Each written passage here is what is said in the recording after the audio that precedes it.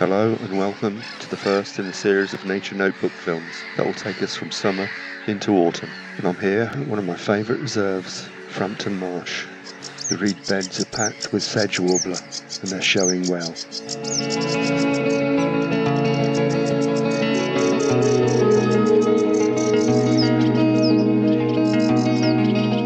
The reed beds here are also home to reed warbler too. From the reed bed hide you see common tern. These will be hanging around here in the UK until around September. And on our way to the 360 degree hide, we're delighted to see this painted lady butterfly, our first sighting for 2019. We make our way to the 360 degree hide, where we plan to spend the rest of the morning. There's a lot of water on the reserve, so we're not sure how many species we'll see, but we begin with lapwing. There's quite a few black-tailed godwit out there, resplendent in their rusty red summer plumage, and I did see at least one bar-tailed godwit, recognisable by the barred markings on its tail as it flew.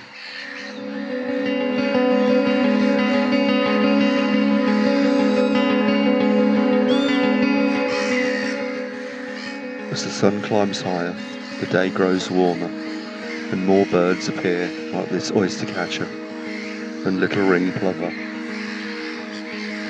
And then the delightful sight of little grebe feeding their chicks.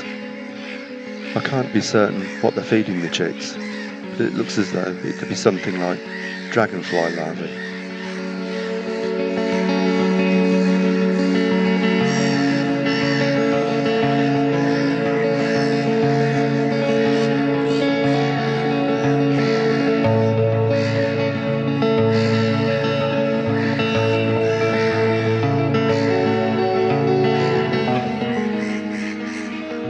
A little further away, the little grebe's larger cousin, the great crested grebe, preens and bathes, and a family of tufted duck, a female with a healthy, well-grown brood, swims by, and a moorhen disappears into the undergrowth.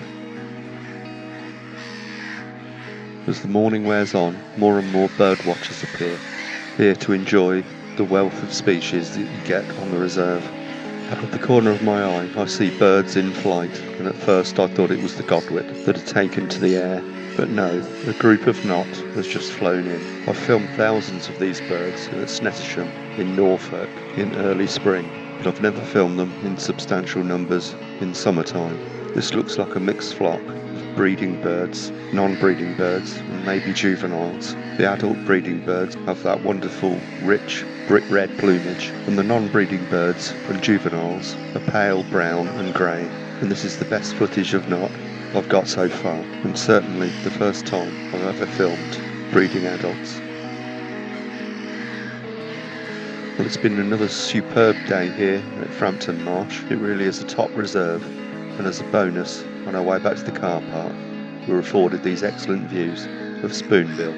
So I'll leave you with those, bid you a fond farewell, and I'll see you next time.